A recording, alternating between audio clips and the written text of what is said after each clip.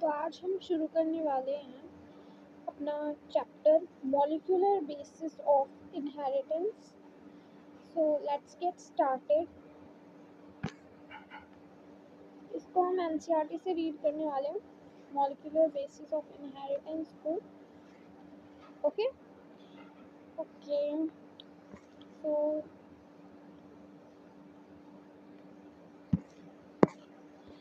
Start करके इसमें points हैं जो हैं, जैसे कि द डीएनए है पहला पॉइंट।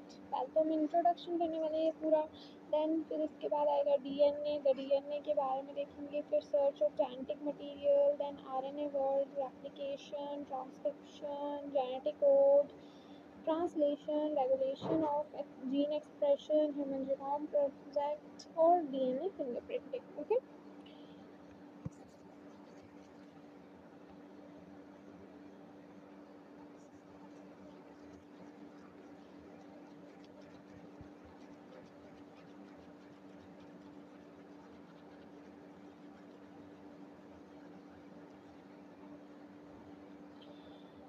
सो हमारा पहला जो पॉइंट है कि इन द प्रीवियस चैप्टर में हमने क्या देखा था, you have learned about the inheritance, क्योंकि इससे पहले वाला था principle of inheritance, P principle of inheritance P था। और इस बारी हम क्या कर रहे हैं, इनहेरिटेंस के बारे में हमने पढ़ लिया है। Inheritance pattern and the genetic basis of such pattern हम जानते हैं। At the time of Mendel के समय में जो नेचर था, nature of Dooj factor regulating pattern of inheritance was not clear. कि जो फैक्टर हम जानते हैं कि जीन को जो मेंडल ने कहा था फैक्टर, जीन को क्या कहा था, फैक्टर कहा था। तो factor regulating patterns factor regulating the patterns of inheritance was not clear नहीं था मेंडल के समय में। कौन से फैक्टर अफेक्ट करते हैं इन जीन्स को, नेचर ऑफ दूस factor regulating the pattern of inheritance was not clear. Over the time 100 of years के समय में the nature of putative genetic material was investigated, culminating in the realization that the DNA deoxyribonucleic acid is the genetic material. So ये कह रहे हैं कि Mendel के समय में तो हमें पता नहीं था कि कौन सा जेनेटिक मटेरियल है, क्या उसके नेचर है, क्या है वो। बट जब हमें फैक्टर का प्यूटेटिव जेनेटिक मटीरियल हम नहीं जानते थे, वो investigated culminating in the realization that the DNA deoxyribonucleic acid is the genetic material at least for the majority of organisms। सबके लिए at least majority of organism का मतलब है कि majority of animals में DNA ही क्या है, उनका genetic material है। तो यहाँ पे एक चीज़ हमें समझ में आती है कि मेंडल के समय में फैक्टर्स के बारे में इतनी जानकारी नहीं थी, और प्यूटेटिव जेनेटिक मटेरियल की इन्वेस्टिगेशन करने पे हमें ये पता लगा कि DNA क्या है, हमारा जेनेटिक मटेरियल है। ठीक है, in class 11th you have learned that the nucleic acids are the polymer of nucleotides की। न्यूक्लिक एसिड जो है वो क्या है, पॉलीमर है न्यूक्लियोटाइड्स के। Nucleic acids are the polymer of nucleotides के पॉलीमर होते हैं, जैसे कि हमने 11th क्लास में पढ़ा था। तो डीऑक्सी राइबोन्यूक्लिक एसिड के बारे में है, DNA and ribonucleic acids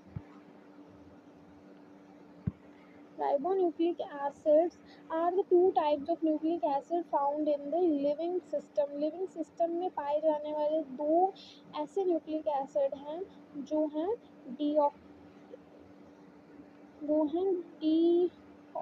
deoxy ribonucleic acid DNA and the ribonucleic acid RNA. तो ये दो टाइप के न्यूक्लिक एसिड फाउंड होते हैं लिविंग सिस्टम में। DNA acts as a genetic material in most of the organism. तो हम जानते हैं कि डीएनए मोस्ट ऑफ ऑर्गेनिजम्स में जेनेटिक मटेरियल है। आरएनए तो जैसे कि कुछ वायरसेस में है, कुछ बैक्टीरियाज में मिल जाता है, बट मोस्टली सारे के सारे most of the organism are have a genetic material of DNA. RNA, though it also acts as a genetic material in some viruses, mostly functions as messenger. कि ये कह रहे हैं, इन्होंने एग्जांपल दिया है कि आरएनए जो है वो genetic material in some viruses में काम करता है, as a genetic material RNA का काम होता है, बट मोस्टली उसका फंक्शन जो मोस्ट ऑफ ऑर्गेनिज्म में, क्योंकि डीएनए पाया जाता है, मोस्ट ऑफ ऑर्गेनिज्म में डीएनए पाए जाने की वजह से मोस्ट ऑफ ऑर्गेनिज्म में डीएनए पाए जाने की वजह से इसका आरएनए का काम मैसेंजर की तरह हो जाता है। जैसे कि हम जानते हैं कि प्रोटीन बनता किससे है, डीएनए से बनता है, पर डीएनए में से हम उसका कोडोन उठाते हैं by the help of mRNA, and then mRNA की ट्रांसलेशन होती है। तो पहले तो ट्रांसक्रिप्शन से हम क्या बनाते हैं, मैसेंजर आरएनए बनाते हैं। तो इसका मतलब है कि मैसेंजर की तरह काम करता है, एंड आरएनए मोस्टली उसका फंक्शन मैसेंजर की तरह ही होता है, but in some viruses it acts as a genetic material. Okay, so next है कि RNA has additional role, RNA का एक additional role है as well, RNA का additional role है, it जो mR मैसेंजर का वर्क है ना, वो आरएनए का क्या है, एडिशनल रोल है। अब इन्होंने कुछ मैसेंजर कुछ हमें बताए हैं, कुछ फंक्शंस बताए हैं आरएनए के, वो इस प्रकार से हैं कि आरएनए अडेप्टर की तरह काम कर सकता है, structural gene, and in some cases catalytic molecule की तरह भी। अब अडेप्टर तो हम जानते हैं, अडेप्टर कौन सा है, हमारा टीआरएनए है, अडेप्टर्स हमारा टीआरएनए है, और जो हमारा स्ट्रक्चरल है वो भी हमारा कौन है, राइबोसोम हो गया, जैसे राइबोसोम हमारा स्ट्रक्चरल हो जाता है, and then in some cases catalytic ribozyme, हम जानते हैं कि राइबोजाइम मॉलिक्यूल केस की तरह काम करता है, कैटालाइटिक फंक्शन है, एंजाइम बनाता है।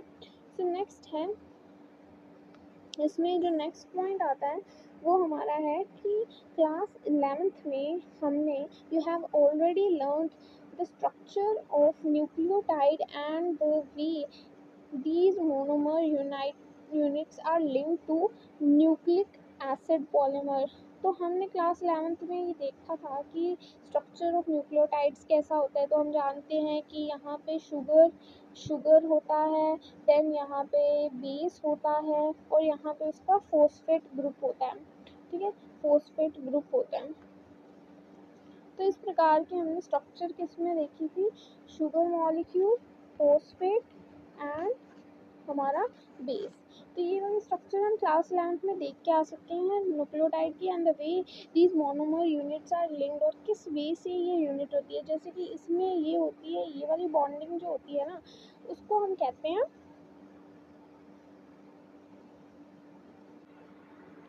इस लिंकेज को हम कहते हैं N glycosidic linkage, N glycosidic linkage. Okay, and जो हमारा ये वाला लिंकेज है उसे बोलते हैं फोस्फोएस्टर, फोस्फोएस्टर लिंकेज, फोस्फोएस्टर लिंकेज, ठीक है। तो ये वाले दोनों लिंकेज होते हैं। अब जो यहाँ पे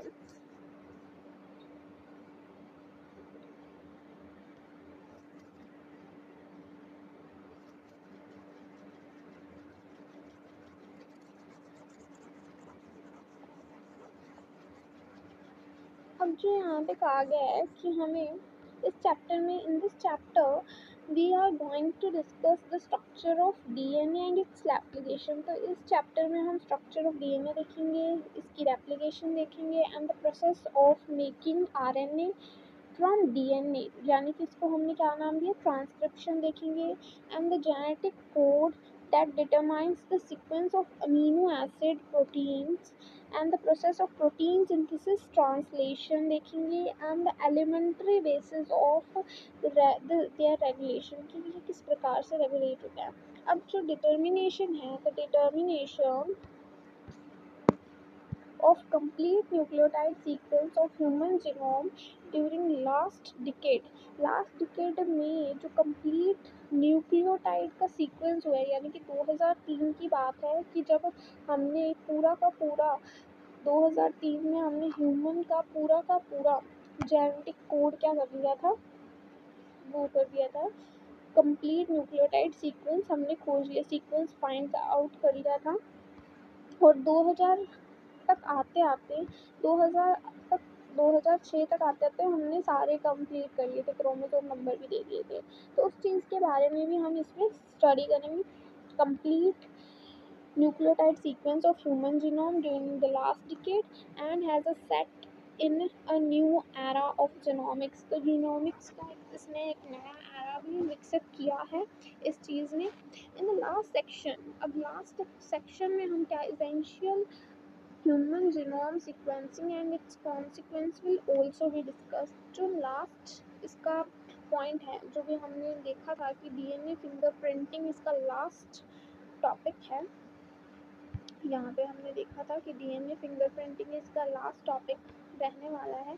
उसके बारे में हमने क्या कहा है, उन्होंने कहा है कि ये वाला टॉपिक भी बहुत ही इम्पॉर्टेंट हो जाता है, क्योंकि इसमें हम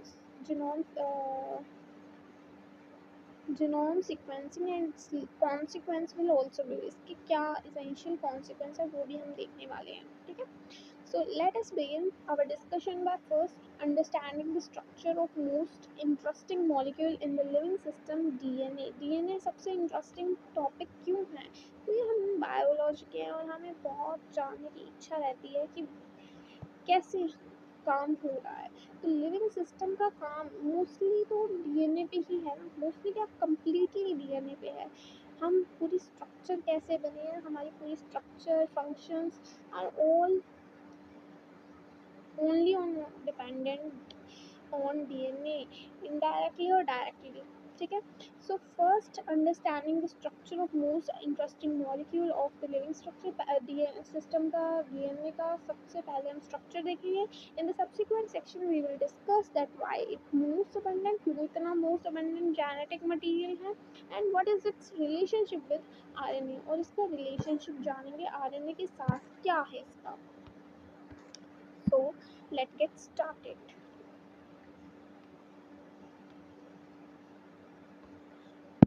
The DNA। So इसमें क्या है कि DNA is a long polymer of deoxyribonucleic acid का एक long polymer है ये ribonucleic acid। The length of DNA is usually defined as a number of nucleotide। मतलब पहले पॉइंट में इन्होंने मोनोमर बताया है, क्योंकि डीएनए क्या है, पॉलीमर है, इसका मोनोमर क्या होता है हम जानते हैं, मोनोमर होता है न्यूक्लियोटाइड। अब वो न्यूक्लियोटाइड कौन सा है, तो ये है deoxyribonucleotide. The length of DNA is usually defined as a number of nucleotide. Number पे डिपेंड करती है मोस्टली, जो लेंथ है वो किस पे डिपेंड करती है, नंबर ऑफ न्यूक्लियोटाइड और एज पर और a pair of nucleotide refer to as base pair. तो ये कह रहे हैं कि जो लेंथ ऑफ डीएनए में वो यूजुअली नंबर ऑफ न्यूक्लियोटाइड पे, कितने न्यूक्लियोटाइड हैं उस पर डिपेंड करती है, और pair of nucleotide refer to as base pair. हम बेस पेयर क्यों कहते हैं, एक तो होता है ये सिंगल स्ट्रैंड, क्योंकि हमारा डीएनए डबल स्ट्रैंडेड है, तो इसमें दो न्यूक्लियोटाइड्स आएंगे ना, एक तो इसका और एक दूसरे स्ट्रैंड का, तो इस वजह से ये क्या बन जाते हैं, बेस पेयर बन जाते हैं। तो या तो हम नंबर ऑफ न्यूक्लियोटाइड कहते हैं या फिर pair of nucleotide refer to as a base pair. So nucleotide single का मान लें और दोनों का मान लें तो उसे बेस पेयर कहेंगे। अंडरस्टूड, तो ये चीज़ हमें बताती है। ठीक है, तो ये इस पे डिपेंड करते हैं लेंथ डीएनए की। This is also is the characteristic of organism. और हमें ये पता होना चाहिए कि डीएनए जो है वो करेक्टरिस्टिक ऑफ ऑर्गेनिज्म है। डीएनए की लेंथ जो है वो करेक्टरिस्टिक होता है ऑर्गेनिज्म के लिए, जैसे कि इसमें बताया गया है। फॉर एग्जाम्पल बैक्टीरियोफेज के पास number of nucleotide known as pi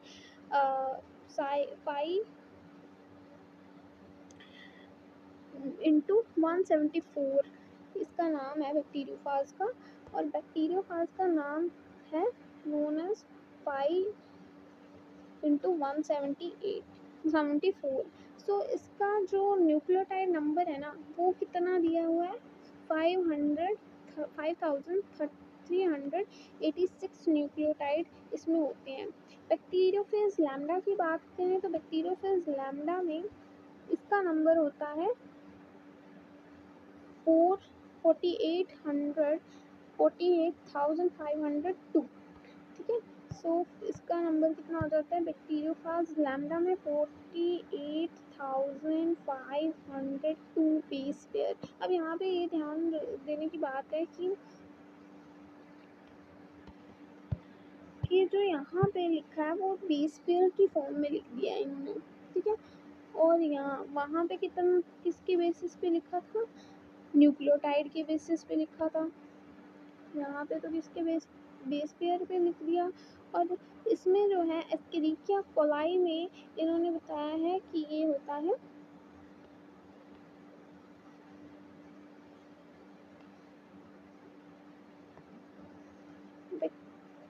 एस्केरिकिया coli में ये होता है has 44.6 into 10⁶ base pair. Haploid content of DNA बताया गया इसमें is 3.3 into 10⁹ base pair. Let us discuss the structure of long polymer. तो वो तो हम करते हैं, पर उससे पहले ये वाला डाटा बहुत ज़रूरी है याद करना, एज इसके क्वेश्चन बहुत बारी पूछे गए हैं एग्ज़ाम में। तो बैक्टीरियोफेज पाई इंटू 174 के अंदर होते हैं 174 के अंदर होते हैं 585386 न्यूक्लियोटाइड। ओके, और जो बैक्टीरियोफेज लैम्डा है उसके अंदर होते हैं 48502। और Escherichia coli as it's very important, क्योंकि इसके तो बहुत सारे हैं क्वेश्चन। एस्केरिकिया कोलाई के केस में इसका 4.6 हो जाता है।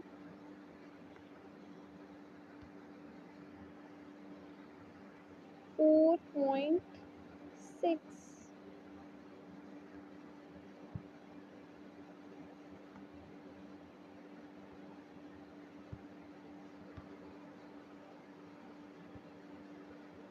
0.6 इंटू 10⁶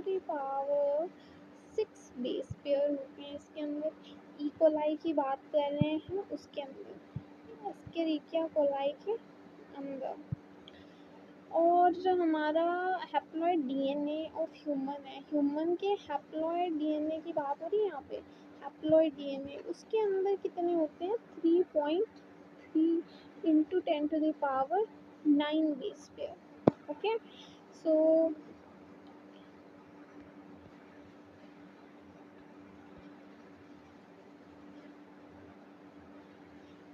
अब हम चलते हैं स्ट्रक्चर ऑफ पॉलीन्यूक्लियोटाइड चेन के ऊपर।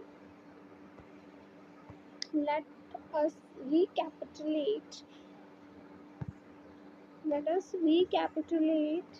the poly the chemical structure of polynucleotide chain. DNA और आरएनए की हमें अब क्या करनी है, स्ट्रक्चर फाइंड आउट करनी है। तो इसके स्ट्रक्चर के लिए हम क्या करते हैं, स्ट्रक्चर के लिए डीएनए के लिए तो हम इसको देखने वाले हैं। The nucleotide has 3 component, a nitrogenous base, a pentose sugar, ribose in case of RNA and deoxyribose in case of DNA, and a phosphate group. सो इसमें क्या कहा है, इसमें ये कहा गया है कि इसमें 3 कंपोनेंट हैं, मेनली 3 कंपोनेंट हैं जो कि क्या बनाते हैं, हमारे डीएनए और आरएनए के पॉलीन्यूक्लियोटाइड चेन बनाते हैं। न्यूक्लियोटाइड के अंदर क्योंकि ये मोनोमर होता है, तो न्यूक्लियोटाइड में 3 चीज़ें होते हैं, nitrogenous base, a pentose sugar and a ribose in case of RNA and deoxyribose in case of DNA and phosphate group होता है। ये 3 कंपोनेंट हमने बता दिया। कौन कौन से 3 कंपोनेंट बताए हैं? फर्स्ट ऑफ ऑल हमने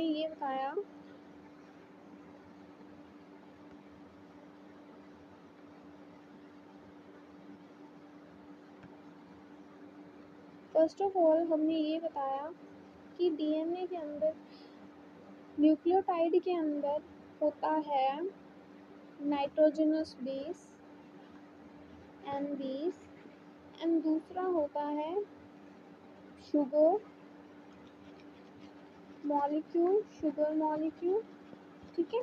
शुगर मॉलिक्यूल पेंटोज शुगर होती है, इसमें शुगर मॉलिक्यूल कौन सा होता है, पेंटोज शुगर वाला होता है, पेंटोज शुगर लिख देते हैं इसके अंदर, पेंटोज शुगर होती है। और इन केस ऑफ डीएनए की बात करें, क्योंकि इसका नाम क्या है, डीऑक्सीराइबोन्यूक्लिक एसिड, तो इसके अंदर क्या होता है, पेंटोज शुगर डीऑक्सीराइबोज होती है,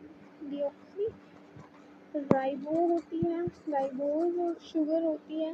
और इन केस ऑफ आरएनए वो होती है राइबोन्यूक्लिक एसिड, राइबोज शुगर होती है, ठीक है।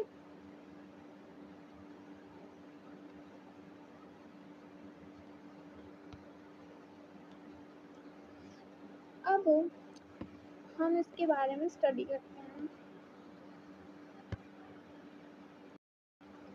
और तीसरा पॉइंट क्या था इसके अंदर, तीसरा पॉइंट था हमारा फोस्फेट ग्रुप, ठीक है। तो इसके अंदर तीसरे पॉइंट में आता है हमारा फोस्फेट ग्रुप। पहला तो हमने बता दिया,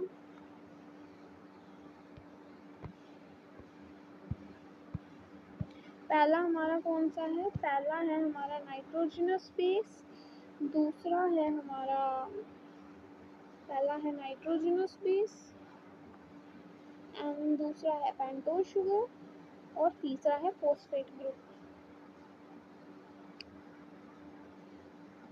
अब जो नेक्स्ट पॉइंट आता है वो ये है कि the two types of nitrogenous base होते हैं, 2 टाइप के नाइट्रोजनस बेस होते हैं हमारे पास।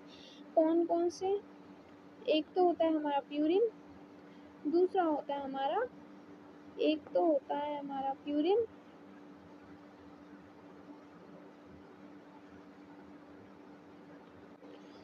एक तो होता है हमारा प्यूरिन एंड दूसरा होता है हमारा पायरिमिडीन, ठीक है।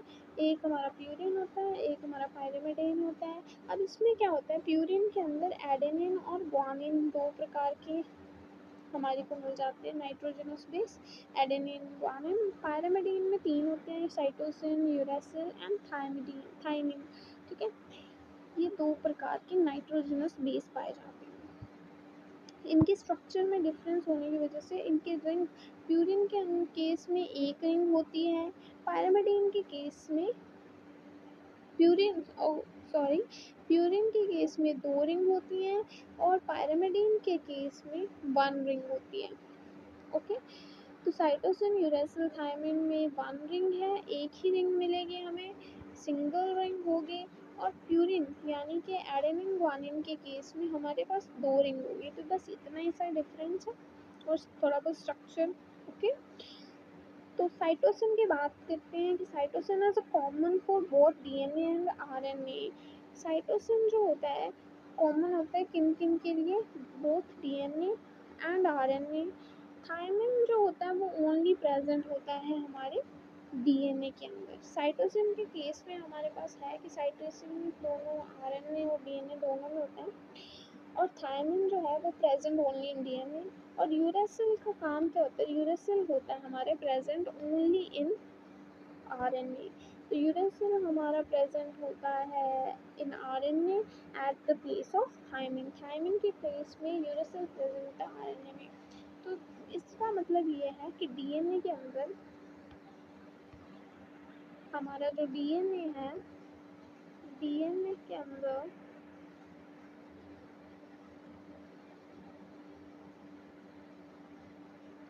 हमारे डीएनए के अंदर तो एडेनिन ग्वानिन तो सेम ही रहेंगे, एडेनिन ग्वानिन तो सेम ही है। साथ में कौन होता है, पायरिमिडीन में साइटोसिन और थायमिन होता है। बट जो हम बात कर रहे हैं आरएनए की, जब हम बात कर रहे हैं आरएनए की, आरएनए के केस में एडेनिन ग्वानिन तो सेम ही है, दोनों ही होंगे उसमें। पायरिमिडीन में क्या होगा, साइटोसिन होगा और यूरेसिल होगा, तो ये दोनों होते हैं। यूरिन तो सेम ही होते हैं आरएनए डीएनए में, बस यहाँ पे यूरेसिल और थायमिन का फर्क है जो कि यहाँ पे दिया हुआ है। अंडरस्टूड। सो इसमें कहा गया है कि nitrogenous base is linked to OH। मतलब क्या है OH ऑफ द वन। अब यहाँ पे हमें इसकी स्ट्रक्चर बताई जा रही है। स्ट्रक्चर कैसी बताई जा रही है कि स्ट्रक्चर में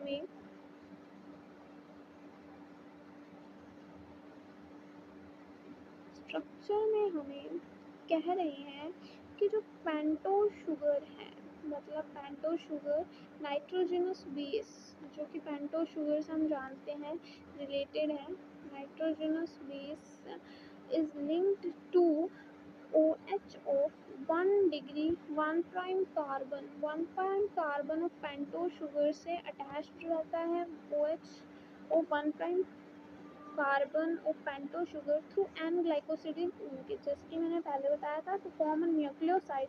तो इसका मतलब है कि pentose sugar plus nitrogenous base मिलके क्या बनाते हैं, न्यूक्लियोसाइड बोले जाते हैं, न्यूक्लियोसाइड। अब इन न्यूक्लियोसाइड में जब फॉस्फेट ग्रुप ऐड हो जाए तो वो हो जाता है न्यूक्लियोटाइड हो जाता है। And such as adenine and adenosine की बात कह रहे हैं कि वो कह रहे हैं कि जब एन ग्लाइकोसिडिक लिंकेज के साथ OH group of 1 prime carbon से जुड़ जाए अगर नाइट्रोजनस बेस, तो वो क्या कहलाता है, हमारा न्यूक्लियोसाइड। और न्यूक्लियोसाइड में जैसे एडेनिन अगर पेंटोज शुगर से जुड़ा है तो उसे एडिनोसिन कहेंगे इन केस ऑफ राइबोज शुगर है।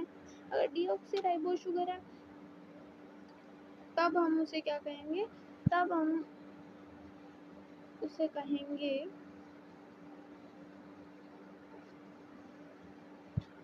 तब हम उस केस में उसे कहेंगे deoxy adenosine. Guanosine in case of RNA or deoxyguanosine in case of DNA, cytidine in case of RNA and deoxycytidine in case of DNA, uridine in case of RNA and deoxythymidine। यहाँ पे deoxythymidine इसलिए हुआ क्योंकि thiamine जो होता है वो हमारे डीएनए में प्रेजेंट होता है और यूरेसिल प्रेजेंट होता है आरएनए। तो यहाँ पे डीऑक्सी यूरेडिन नहीं आएगा, ये हो ही नहीं सकता क्योंकि डीएनए के साथ यूरेडिन होता ही नहीं है, वहाँ तो थायमिन होता है ना, इस वजह से। When the phosphate group is linked to OH of 5 prime carbon, अगर फॉस्फेट ग्रुप जैसे कि मैंने कहा कि पेंटो शुगर में यहाँ पे हमारा एक OH ग्रुप होता है, अगर इससे लिंक्ड रहे, क्योंकि 1 कार्बन 1 प्राइम कार्बन, ये 2 प्राइम कार्बन, ये 3 प्राइम कार्बन, ये 5 प्राइम, और इससे जुड़ा होता है हमारा 4 प्राइम और ये होगा 5 प्राइम कार्बन। तो यहाँ तो ऑक्सीजन होता है, तो यहाँ पे जो ये हमारा 5 प्राइम कार्बन है उसके साथ जुड़ जाए कौन, फॉस्फेट ग्रुप, तब वो कहलाता है हमारा न्यूक्लियोसाइड। थ्रू फॉस्फोएस्टर लिंक से कनेक्ट हो जाए तो उस केस में कॉरेस्पॉन्डिंग न्यूक्लियोटाइड उसको क्या कॉरेस्पॉन्ड होता है, न्यूक्लियोटाइड बनता है और deoxy nucleotide depending upon the type of sugar. या तो वो न्यूक्लियोटाइड बन जाएगा क्योंकि इन केस ऑफ आरएनए, और डीऑक्सी न्यूक्लियोटाइड अगर डीएनए है, डीऑक्सी राइबोज शुगर है, तो उस केस में डीऑक्सी न्यूक्लियोटाइड बन जाएगा depending upon the sugar type. ठीक है, ये इन्होंने लिख दिया। इस form two nucleotide are ring through 3 prime 5 prime. तो दो न्यूक्लियोटाइड की जो बॉन्डिंग होगी ना, वो किसकी बेसिस पे होगी, वो होगी हमारे 3.5 प्राइम फोस्फोडाइएस्टर लिंकेज। अब यहाँ पे ये बड़ा ही ध्यान रखने वाला पॉइंट है कि फोस्फोएस्टर लिंकेज तो 5 प्राइम कार्बन पे फोस्फेट ग्रुप जुड़ने से, लिंक होने से बनती है, और फोस्फोडाइएस्टर दो न्यूक्लियोटाइड, जैसे कि डायग्राम में दिखाया गया, दो, ये एक न्यूक्लियोटाइड, ये दूसरा न्यूक्लियोटाइड, तो इन दोनों के बीच में जब अटैचमेंट आती है तो वहाँ पे कौन सी लिंकेज होती है, फोस्फोडाइएस्टर। फोस्फो दो एस्टर हो जाते हैं, तो एक एस्टर तो इसके साथ और एक एस्टर इसके साथ, तो फोस्फोडाइएस्टर बॉन्ड बन जाती है। ठीक है, अब यहाँ पे कहा गया है कि जो 3 प्राइम आ गया डाइन्यूक्लियोटाइड टू फॉर्म डाइन्यूक्लियोटाइड, दो जुड़ रहे हैं न्यूक्लियोटाइड, तो उसकी वजह से क्या हो जाएगा, डाइन्यूक्लियोटाइड फॉर्मेशन हो जाएगा। More nucleotide can be joined in such a manner to form polynucleotide in case of this.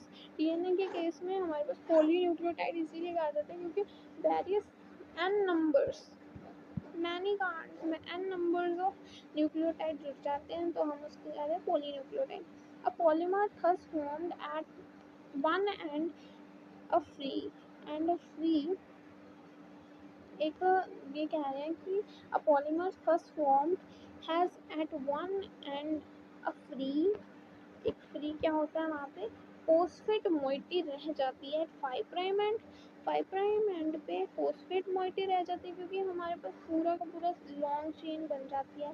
इसका एक, इसमें 5 प्राइम कार्बन, इस एंड का 5 प्राइम कार्बन में फोस्फेट मोइटी क्या रह जाती है, फ्री रह जाती है, end of sugar which is refers to as 5 prime end, इसलिए इसको क्या कह देते हैं हम, 5 प्राइम एंड कह जाते हैं of polynucleotide chain. Similarly, at the one end of the polymer, the sugar has a free OH of 3 prime carbon, which is refers to as 3 prime end. उसको हम कहते हैं 3 prime end या of polynucleotide। इस end को हम 3 prime end कहेंगे क्योंकि उसका 3 prime carbon, उसका OH फ्री OH बड़ा होता है। ठीक है, the next thing is कि यहाँ पे ही कह रहे हैं, ये बड़ी इंपॉर्टेंट लाइन आ रही है कि the backbone of polynucleotide chain is formed by due to sugar and phosphate. क्योंकि हम जानते हैं कि ये हमारा डीएनए है, इसकी ये जो लाइन जा रही है ये बैकबोन कहलाती है। और इसमें हमने देखा, इस इन द अबव डायग्राम हमने ये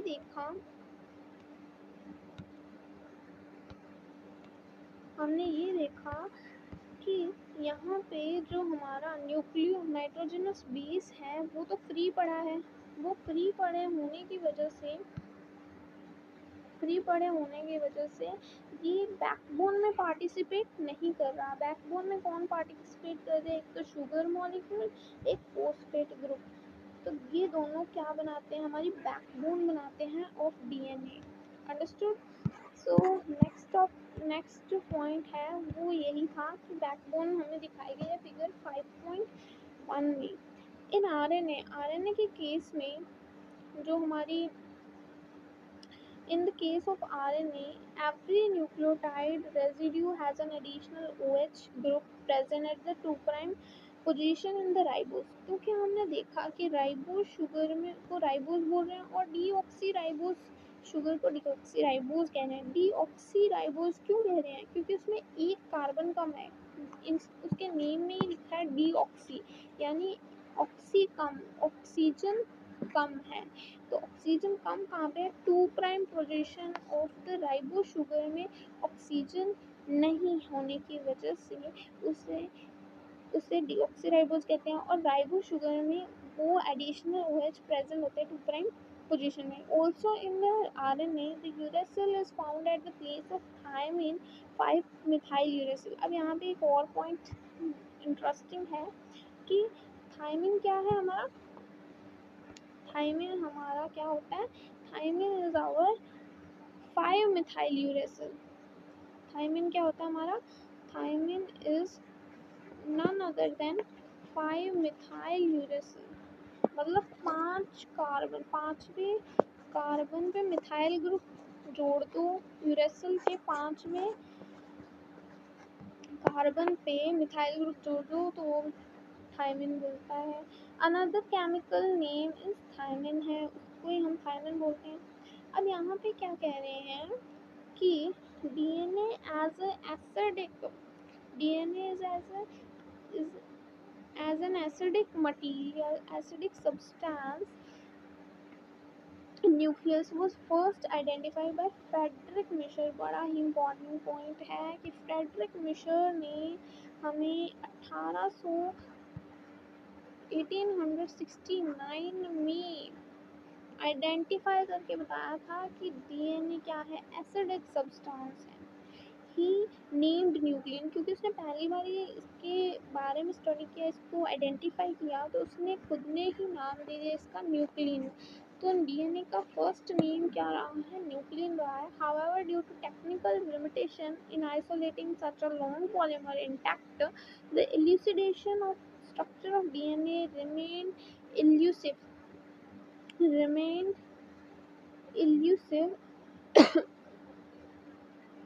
remained elusive for very long period time. It was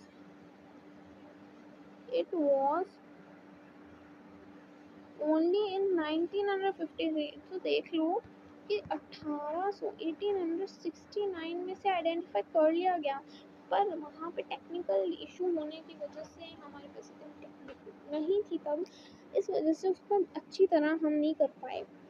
but क्योंकि हमने एडवांसमेंट की तो हमारे पास एडवांस होते होते हम क्या हमारे पास 1953 में डीएनए का क्या कर लिया जेम्स वाटसन और फ्रांसिस क्रिक ने, based on X ray diffraction data के बेसिस पे उन्होंने डाटा ने प्रोड्यूस किया by Morris Wilkins and Rosalind Franklin. तो James Watson and Francis Crick ने, based on X-ray diffraction data produced by Morris Wilkins, Rosalind Franklin, proposed a very simple but famous double helix model. तो हमें ये ध्यान रखने वाली बात है कि जेम्स वॉटसन और क्रिक ने डायरेक्टली अकेले अपने दम पे कुछ नहीं किया. उन्होंने किसकी हेल्प ली, किसका बेस लिया, x ray diffraction data produce by Morris Wilkins and Rosalind Franklin. इन दोनों के वर्क से उन्होंने फ़ायदा उठाया, उसके बेस लिया, उससे बेस लेते हुए इन्होंने डबल हेलिक्स मॉडल दिया, जो कि बहुत ही फेमस, अपने टाइम का सबसे फेमस, और अब भी इसका बहुत फेमस है ये. इसने बहुत ही फेमस डबल हेलिक्स मॉडल दिया for the structure of DNA, क्योंकि हम जानते हैं आज भी हम इसी को फॉलो कर रहे हैं, तो ये सच में बहुत खास रहा है. And one of the hallmark of their proposition was based upon pairing between two strands of nucleotide chain.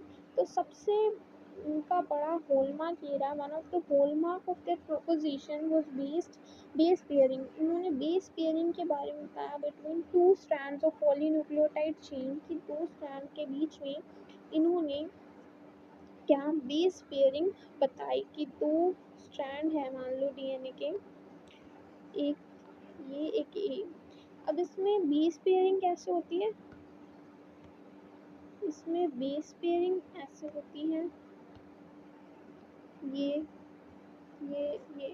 ऐसे बेस पेयरिंग के बारे में बताया. और इसका सबसे बड़ा यही हॉलमार्क रहा है दो स्ट्रैंड पॉलीन्यूक्लियोटाइड चेन की, उनमें कैसे वो बेस पेयरिंग करते हैं। हाउएवर दिस प्रोपोजिशन, इस प्रोपोजिशन में क्या कमी रही है? However this proposition was based on the observation of Irwin Chargaff that for double-stranded DNA, the ratio of adenine, thymine, guanine, cytosine are constant equal 1। यानी कि ये कह रहे हैं कि ये वाली जो प्रोपोजिशन थी, ये भी जो प्रोपोजिशन है कि ये बेस पेयरिंग की भी प्रोपोजिशन है, वो उनकी खुद की नहीं थी, वो भी उन्होंने कहाँ से उठाई थी? वो भी उन्होंने उठाई थी इरविन चारगाफ के डबल स्ट्रैंडेड डीएनए के ऊपर से। उन्होंने क्या कहा था इरविन चारगाफ ने कि ऑब्जर्वेशन ये थी कि adenine plus thymine upon guanine plus cytosine is equals to 1 रहने वाला है, इज इक्वल्स टू 1 रहने वाला है इन डीएनए। ठीक है, सो ये भी प्रोपोजिशन बेस्ड किस पे थी? इरविन चारगाफ। वो प्रोपोजिशन भी Morris Wilkins and Rosalind Franklin के एक्सरे डिफ्रैक्शन पैटर्न डाटा पे थी। तो जेम्स वॉटसन और फ्रांसिस क्रिक ने इन दोनों मॉडल्स का फ़ायदा उठा के अपना मॉडल डीएनए हेलिक्स मॉडल दिया हमें, जो कि बड़ा ही फेमस हुआ है। The base pairing confers a unique property. जो बेस पेयरिंग होती है वो क्या करती है? कॉन्फर करती है unique property to the polynucleotide chain. They are said to be complementary to each other. तो यहाँ पे बेस पेयरिंग जो होती है ना, वो बड़ी ही यूनिक प्रॉपर्टी है। ये यूनिक इसलिए है क्योंकि इसमें क्या होता है कि complementary to each other, they are said to be complementary to each other. Therefore, if the sequence of bases in one strand, अगर एक strand में sequence हमें is known हो, हमें पता हो, तो उसके बिहाफ से हम दूसरे strands के भी predict कर सकते हैं। Also, if each strand of DNA of a new strand, also if each strand from a DNA, let us call it as a parental strand DNA, acts as a template for synthesis of new strand, the two double-stranded DNA, let us call them daughter DNA, thus produced would be identical to parent DNA molecule. Because of this, the genetic implication of the structure of DNA become very clear। इसका बड़ा ही important है क्योंकि हमारा जो daughter DNA जो बनते हैं वो आइडेंटिकल होते हैं अपने पेरेंट डीएनए मॉलिक्यूल के, क्योंकि उसी से ट्रांसक्रिप्ट होता है और उसी के कॉम्प्लीमेंट्री होते हैं। Because of this the genetical implication of structure of DNA become very clear. और जेनेटिकल इम्प्लीकेशन बड़ा ही आसान हो जाता है, बहुत ही क्लियर हो जाता है हमें। ओके, अब यहाँ पे हमने सैलिएंट फीचर ऑफ डीएनए देखने हैं इस पॉइंट के अंदर। फिर नेक्स्ट हमारे पास ये वाला कंप्लीट हो जाएगा एंड देन हम पैकेजिंग ऑफ डीएनए हेलिक्स देखने वाले हैं। ओके, तो ये देख लेते हैं सैलिएंट फीचर ऑफ डीएनए। बाकी आज की क्लास हम इधर ही समाप्त करते हैं। अगले सेशन में हम salient feature of DNA double helix of DNA start करेंगे। Thanks for watching.